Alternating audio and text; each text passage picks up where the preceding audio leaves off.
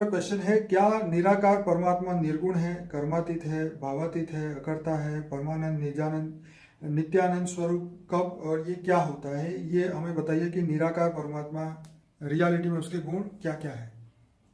देखो, जो भक्ति मार्ग वाले तो ये बताते हैं कि जो निराकार परमात्मा है, निराकार परमात्मा निर्गुण है, वो अकर्ता है, वो कोई कर्म नहीं करता है, वो भावनाओं से परे रहता है, भावातीत है।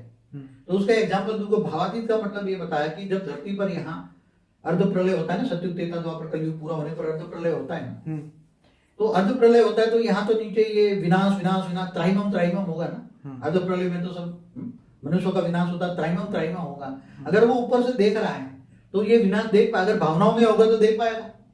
आप सोचो पहले, अगर वो भावनाओं में होगा तो देख पाएगा नहीं।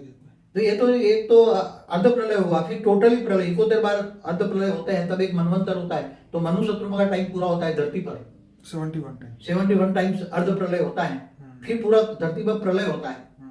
तो धरती पर पूरा प्रलय हो जाएगा तो वो देख पाएगा क्या? ऐसी तरह 14 मनवंतर होने पर कल प्रलय होता है, तो भूलोक, बुभुलोक, स्वलोक तीनों लोग खत्म कर देता है। ये विष्णु का कार्य है, विष्णु सूर्य में प्रवेश करके 12 सूर्य की अग्नि पैदा करता है और वो भूलोक बुभुलोक जलाकर भस्म करता है। तो क्या वो अगर भावनाओं में हो तो देख पाएगा? उसको तो सत्यम शिवम सुंदरम कहते हैं, निराकार का ही गुण है ये।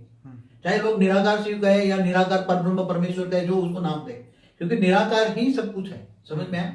सारा आकाशीय रिकॉर्ड नीचे से ऊपर तक जाता है। तो अगर वो भावनाओं में नहीं है तो भावातीत रहता है, वो करवाता, भावातीत रहते कर्म करवाता है, इसलिए अकर्ता बोला उसने। वो ब्रह्मा द्वारा शब्दन, विष्णु द्वारा पालना और शंकर द्वारा विनाश करवाता है। समझ में आया?